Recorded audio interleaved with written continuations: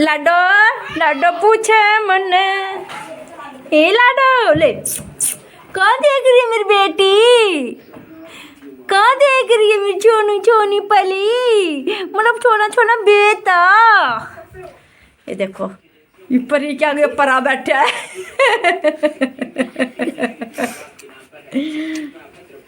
ले कर किसी किसी कर और भैया बिल्ली का बच्चा है ना, कहीं नाली में फंस गया था। बड़ी मुश्किल से इसको निकाला बच्चों ने और इसको नहला धुला के गर्म पानी में इसको यहाँ बिठा दिया है और इसको सुखा दिया ड्रायर से। और ये इतनी खुश हो रही है, कहीं भी नहीं जा रही। इसको 4-5 दिन हो गए, ये बस हमारे बीच में ही रहती है। और जो बच्चा इसको निकाल के लेके आए थे ना सुशांत, उसके पास तो बहुत ही हिली हुई है। मतलब इधर उधर चला जाएगा ना, उसको देख के रोएगी। और इतनी प्यारी सी इतनी क्यूट से इसको छोड़ने का मन ही नहीं करता है। और ये लगता है अब इसको बस खिलाते रहे। इसको ड्रायर से बिल्कुल सुखा दिया था।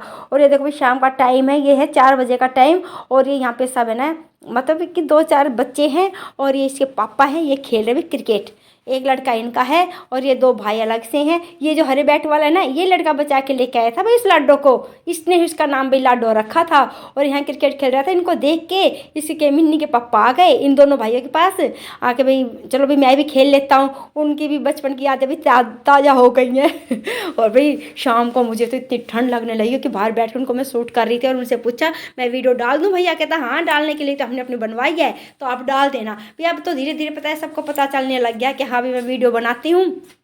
पहले तो भाई कि मैं बहुत झिझक मानती थी, कोई क्या कहेगा कोई क्या कहेगा। हाँ देखो अपने आप से तो मैं किसी को बताती नहीं हूँ, लेकिन हाँ किसी को भी पता चल जाता है तो वही हो जाता है कि भाई आए जाते हैं फ़ोन में एक दूसरे की मैं बनाने लग गई है तो बताने लग गए हैं कि भाई हाँ भाई हमने तुम्हारी वीडियो देखी थी। इसके पापा से ही बोलते हैं तो भाई अब ठीक है। मैंने कहा कि ठीक है अपने आप किसी को पता चल जाए तो भैया कोई बात नहीं, लेकिन आप अपने तक ही सीमित रखना, किसी को बताना मत।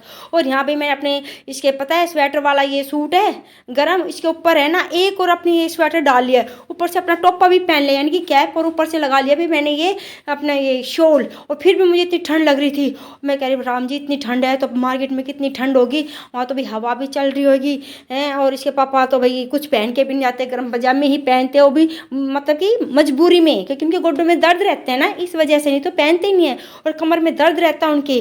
और जब वो पता है टिक्की बनाते हैं तो कैसे भी फैल के बैठते हैं, मतलब पैर पसार के बैठते हैं। आलती पालती पहले मार सकते थे, अब नहीं मार के बैठ सकते वो, तो इनके घुटनों में बहुत दर्द होता है। इसलिए मैंने भाई ये कंबल निकाला और इस पर बिछा दिया, गर्म कंबल है। और मैं सर्दी जब ज़्यादा सर्दी होती है ना तभी इनके ऊपर भाई बेड के ऊपर बिछा देती हूँ। तो ये जो होती है ना कॉटन वाली रजाई, मतलब कि सॉरी वो होती है ना कॉटन की चादर, हाँ वो बहुत ही ठंडी होती है। और कुछ मेरी चादर के ऊपर ना प्लास्टिक प्रिंट है हल्का फुल्का, उसकी वजह से और ठंड लगती है। और आपने देखा मेरा वो कैसे भी कैमरा के अंदर भी फोकस आया हुआ था घड़ी के पास, ये टूटा हुआ नहीं इसलिए वैसा हो जाता है, भी इसको इग्नोर करना। और ये देखो बिछाने के बाद ऐसा मन करता है अभी लेट जाए बिस्तर में। फिर ऊपर आके भी मैंने 2 गर्म रजाइयाँ जो मोटी मोटी थी वो निकाली है, जिनको भाई हरियाणी भाषा में बोलते हैं सोड़। क्योंकि उनसे पता है क्या भाई रजाई तो रजाई है, आप चाहे कंबल क्या कुछ भी भाई ओढ़ के बैठ जाओ 3-4, उसके ऊपर भाई आप वो लगा लो, वो छाट लगा लो यानी कि कवर कर लो। लेकिन जो भाई आपको सेफ्टी रजाई में हो सकती है ना, और जो सुकून आपको रजाई में मिलता है वो कंबल में नहीं मिलेगा। इससे भाई बच्चे कहने लगे मम्मी हमारी भी रजाई निकाल दो। तो मैंने कहा ठीक है भैया, मैंने ना 5 साल पहले रजाइयाँ भरवाई थी, मैंने ये निकाल दी है। क्योंकि भाई वही है कि भाई हमें तभी गांव के हैं, हम जब तभी होती है ना भारी सर्दी होती है जैसे अब हुई है कल से, तो ऐसे में तो हमें तो फिर अपनी सोड़ ही चाहिए यानी कि रजाई ही चाहिए। और ये हल्के फुल्के कंबल जो थे मैंने ये वापस रख दिए। मैं कभी 1-2 बार और इसको भी निकाल देंगे, 1 महीने बाद तो फिर उनका वापस नंबर आ जाएगा, तब उनके अच्छी तरह भी ये कवर वगैरह धो धा के मैं रख दूंगी। और इनको भी मैं अपने इन पे उछाड़ चढ़ाने लग गई हूँ, बड़ी मुश्किल से चढ़ाई, क्योंकि मेरे एक हाथ में भी दर्द रहता है। अब तो धीरे धीरे ना दूसरे हाथ में भी होने लग गया, जल्दी से कुछ काम होता नहीं, पर करना सारा पड़ता। रोज़ रोज़ अपनी मजबूरी और अपना दुख दर्द किससे कहना, कुछ फ़ायदा तो है नहीं। ये तो है नहीं हमने किसी के सामने अपना भी दुख रोया है, कोई हमारे भाई हेल्प कर देगा, करना हमको खुद ही करना पड़ता है सारा काम, फिर किसी के कहने का कोई मतलब होता ही नहीं है।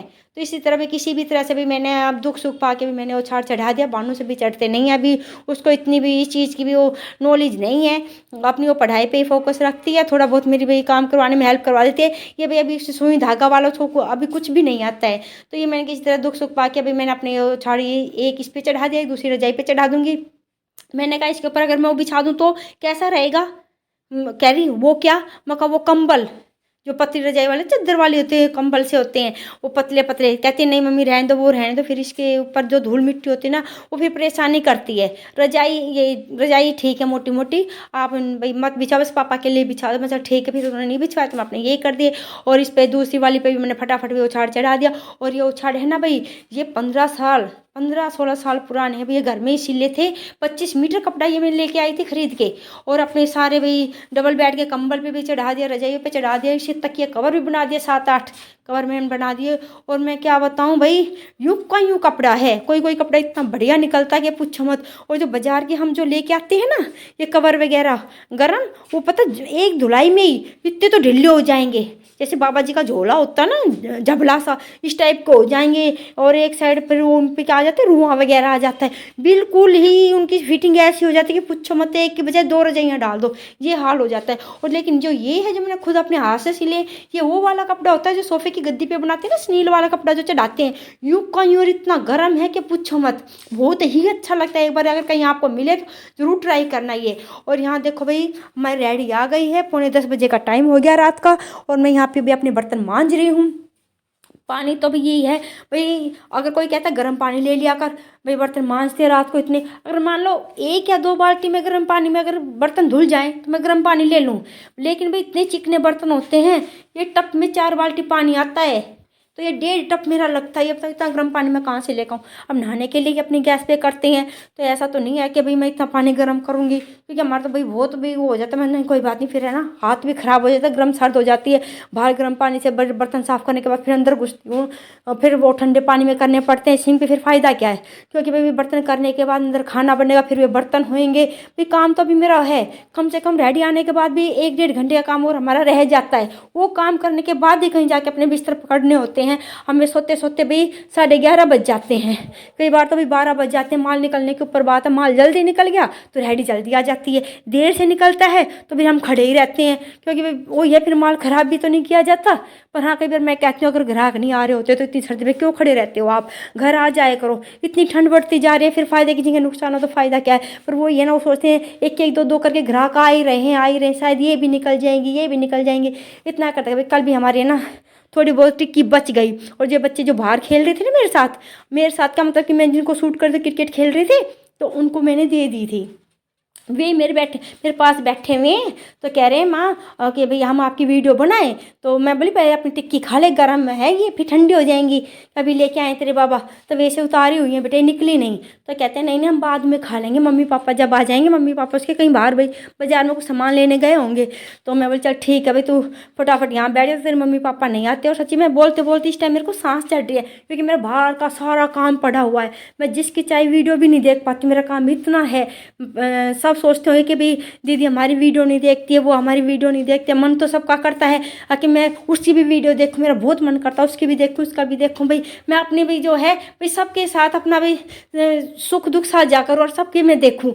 लेकिन भाई सच्ची अब ये टाइम हो रहा है, अभी 12 बज रहे हैं, 12:15 बजे। इस टाइम मैं एडिट कर रही हूँ, टाइम ही नहीं लगता है भाई पूरा दिन। फिर मेरा खुद का अपना घर का काम इतना पड़ा रहता है, शाम को फिर शुरू हो जाता है। और सच्ची बताऊं ये करते करते तो इसकी है ना वो चार्जिंग भी ख़त्म हो जाती है। वो ये चार्जिंग लगाऊंगी, फिर ऊपर इसको रख के आऊँगी, कम से कम 3-4 घंटे में ये अपलोड होएगी वीडियो। देखो भाई 12:15 बजे मैं बोल रही हूँ, और कम से कम थंबनेल बनाने में 10 मिनट और लगा लो, ये टाइम हो जाएगा। यानी कि 12:30 बजे मैं इसको अपलोडिंग पे ऊपर लगाऊंगी। आप तक कब पहुँचेगी नहीं पता। और आज वार है भाई, बृहस्पतिवार है आज, वीरवार का दिन है। और 12:15 बजे मैं अपने भी वो कहते हैं वॉइस ओवर कर रही हूँ। आप समझो, मुझे इंग्लिश तो इतनी आती नहीं है भैया फिर भी मैं बता रही हूँ आपको। और ये बर्तन मांज रही हूँ कहीं तो। और ये देखो ये गर्म पानी जो हो रहा है ना, ये रेडी जो इतनी चिक्कट हो जाती है, चिकनाहट हो जाती है भाई, इसको साफ़ करने के लिए हो रहा। और जो कितनी धुंध हो रही है, दूर दूर तक कोई नहीं है भाई, बस हम ही चुंदर से वही जगह पड़े हैं भाई। वो भी मजबूरी है, नहीं जगेंगे तो क्या करेंगे। कोई कहता भी तुम्हारी हिम्मत है, तुम तो इतनी भी ठंडे पानी में कैसे कर लेती हो, ये है वो है।